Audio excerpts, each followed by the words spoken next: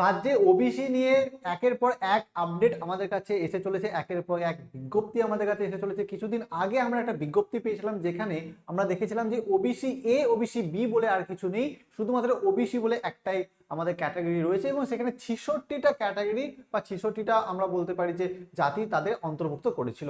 কিন্তু এখন আমাদের কাছে আজকে এই মুহূর্তে একটা নোটিশ এসে পৌঁছেছে, সেখানে আমরা দেখতে পারি যে শুধুমাত্র তুমি ওবিসি হলেই হবে না, আরো কিছু ক্যাটাগরি তোমাদের লাগবে, যেগুলো ফুলফিলমেন্ট না হলে, যদি সেগুলো ফুলফিলমেন্ট না হয় তাহলে তুমি কিন্তু একটা জেনারেল হিসেবে গণ্য হবে।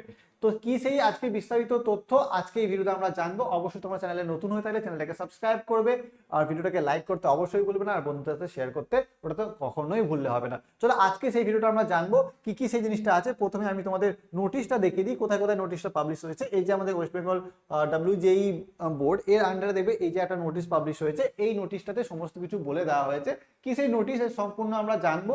আমি এক এক করে সমস্ত কিছু বোঝাচ্ছি, এখানে একটু ঝাপসা লাগতে পারে, আমি এক এক করে সমস্ত কিছু বোঝাচ্ছি কি বলা আছে অ্যাকচুয়ালি এটার মধ্যে।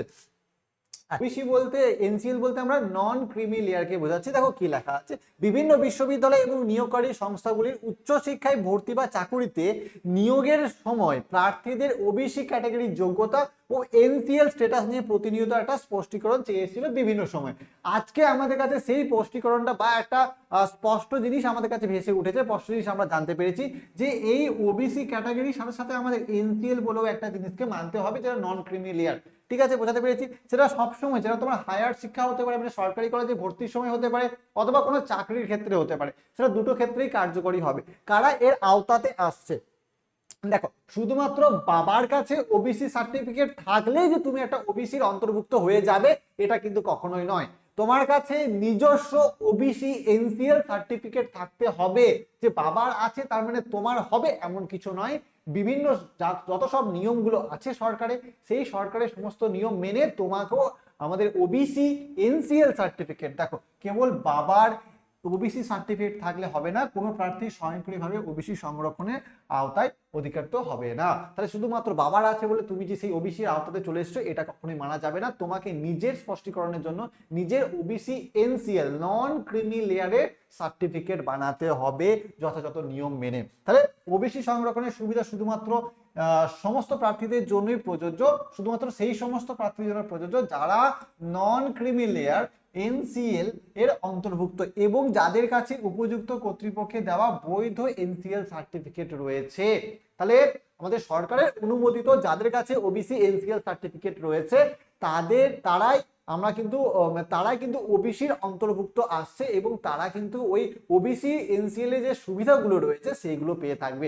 বাদ বাকি যদি তুমি ওবিসি এনসিএল প্রডিউস করতে না পারো, যে নির্ধারিত দিন রয়েছে তার আন্ডারে যদি সেই ডেটের মধ্যে তোমরা যদি সেই সার্টিফিকেট জোগাড় করতে না পারো, বানাতে না পারো, তাহলে তুমি কিন্তু জেনারেল হিসেবে গণ্য করা হবে, তোমাকে জেনারেল লিস্টে বা জেনারেল যে মেরিট লিস্ট থাকবে সেই আন্ডারে গণ্য করা হবে।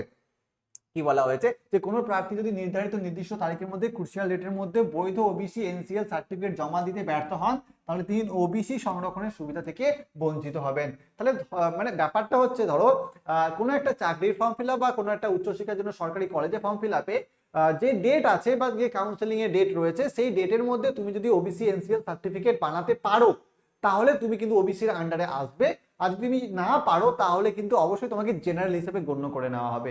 এক্ষেত্রে আরো কি নির্দেশিকা দেওয়া হয়েছে ভালো করে বুঝবে, যে যদি না দিতে পারো তাহলে উচ্চশিক্ষা ভর্তি মানে কলেজে অ্যাডমিশন গুলো বা সরকারি চাকরিতে নির্বাচন ক্ষেত্রে প্রার্থীকে সরাসরি অসংরক্ষিত বা জেনারেল হিসেবে ক্যাটাগরি হিসেবে বিবেচনা করা হবে। এটা তো আমি বললাম। তার সাথে সাথে কি বলতে হবে, দেখো একটা জিনিস, যে যদি তুমি জানো যে সেই ডেটের মধ্যে তোমার কাছে ওবিসি এনসিএল সার্টিফিকেট এসে পৌঁছাবে না বা সেই ডেটের মধ্যে তুমি বানাতে পারবে না, তাহলে আগে থেকেই তোমাকে জেনারেল হিসেবে আবেদন করার জন্য প্রস্তুত করা হচ্ছে, আগে থেকেই তোমাকে জেনারেল হিসেবে আবেদন করার জন্য বলা হচ্ছে।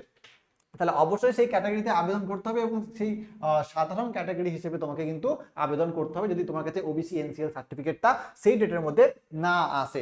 ঠিক আছে, এবার এই কোন প্রার্থী সেই ক্রিমিনালে অন্তর্ভুক্ত হবেন কিনা, মানে তুমি আজকে এনসিএল এর অন্তর্ভুক্ত হবেন কিনা সেটা পুরোপুরি যে সরকার নিয়ম বানিয়েছে তার আন্ডারে রয়েছে। এটা কিন্তু মানে কোনো পর্ষদে কিছু হাত নয় যে তুমি আজকে নন ক্রিমিলিয়ার, তুমি আজকে নন ক্রিমিলিয়ার নয়, সেটা বাবার সার্টিফিকেট দেখে কখনোই হবে না।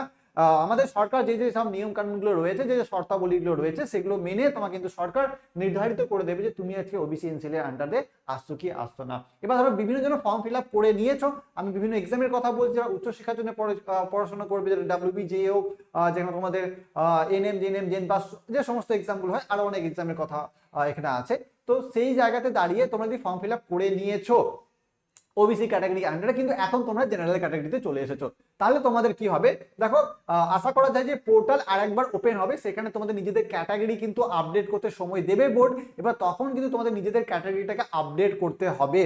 এরপর দেখো এটা নিয়ে বিস্তারিত কিভাবে রিভ্যালিডেশন করবে, কিভাবে সমস্ত কিছু করবে, দেখবে কোনো একটা অপশন চলে এসে তোমাদের সমস্ত কিছু সার্টিফিকেট চেক হচ্ছে, রিভ্যালিডেট করা হচ্ছে, সেই সব নিয়ে একটা বিস্তারিত ভিডিও আমরা কালকে আনতে চলেছি। সেখানে আমরা দেখবো যে কিভাবে তোমাদের এই পোর্টাল তখন খোলা হতে পারে, কিভাবে রিভ্যালিডেশন করবে, বা কিভাবে ওবিসি এনসিএল এর আওতাতে তোমরা আসতে পারো, সেই সব নিয়ে একটা বিস্তারিত ভিডিও আমরা নিয়ে আসবো, যেখানে আমরা সমস্ত কিছু আলোচনা করব।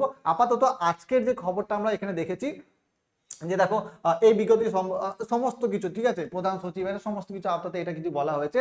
আজকের মোট কথা এটা হচ্ছে যে ভিডিওর একটা যদি আমরা সামারি আলোচনা করি, তাহলে হবে যে বাবার সার্টিফিকেট থাকা মানে তুমি তোমার ওবিসি এনসিএল এর আওতাতে আসছো না, মানে ওবিসি সংরক্ষণের আন্ডারে আসছো না, তোমাকে নিজস্ব ওবিসি এনসিএল সার্টিফিকেট বানাতে হবে। এবং যে কোনো উচ্চশিক্ষার জন্য, যে কোনো তোমাদের চাকরি পরীক্ষার জন্য তোমার কাছে যদি সেই নির্ধারিত সময়ের মধ্যে ওবিসি এনসিএল সার্টিফিকেট না আসে, তাহলে তোমাকে জেনারেল হিসেবে গণ্য করা হবে। অথবা তুমি যদি জানছো যে এই ডেটের মধ্যে আমি বানাতে পারবো না, তাহলে কিন্তু তোমাকে আগে থেকে জেনারেল হিসেবে আবেদন করার জন্য বলা হচ্ছে। এবার দেখো বিডিও এসডিও লেভেলে গিয়ে তোমাদের কিন্তু এগুলোকে বানাতে হবে, সেই তাদের সাথে কথা বলতে হবে, ডিএম অফিসে যেতে হবে। এগুলো দেখো সরকার চেঞ্জ হচ্ছে, মানে তোমাদের আবার নতুন নতুন ভাবে একটা হয়রানি হতে হবে। তো কিছু করার নেই, এগুলো তোমাদের অবশ্যই করতে হবে। তো এই ছিল আজকের মোটামুটি বিজ্ঞপ্তি। তো দেখা হচ্ছে পরের ভিডিওতে, ততক্ষণের জন্য সুস্থ থাকো, ভালো থাকো, টাটা।